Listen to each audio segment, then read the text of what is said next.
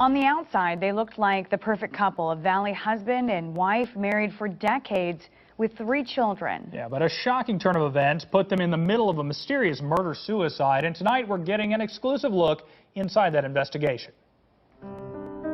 When this type of an event happens to your family, it shatters how you see the world. Married for 23 years, parents to 3 children, and known to associate with prominent politicians, it seemed Cindy and Paul Zimmermann had it all.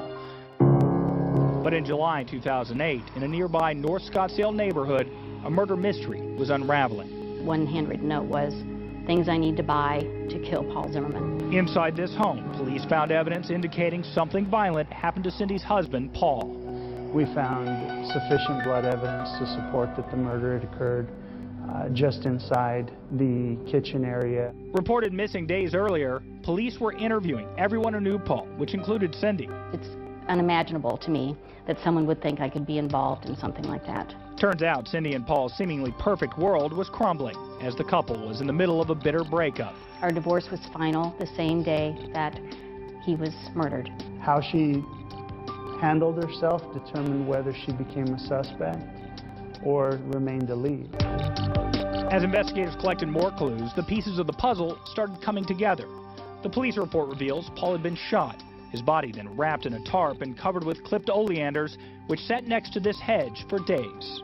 It was covered with kitty litter, and pine sol was poured on the kitty litter, and then leaves, debris, yard clippings, etc. were put on the body. However, when neighbors reported smelling a rancid odor, they witnessed the homeowner, Tom Sullivan, do something rather bizarre.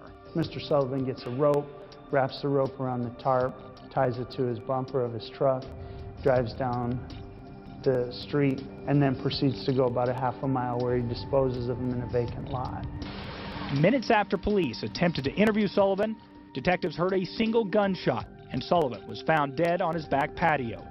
Tests later confirmed this. The firearm used to commit the murder was also the weapon that Mr. Sullivan killed himself with.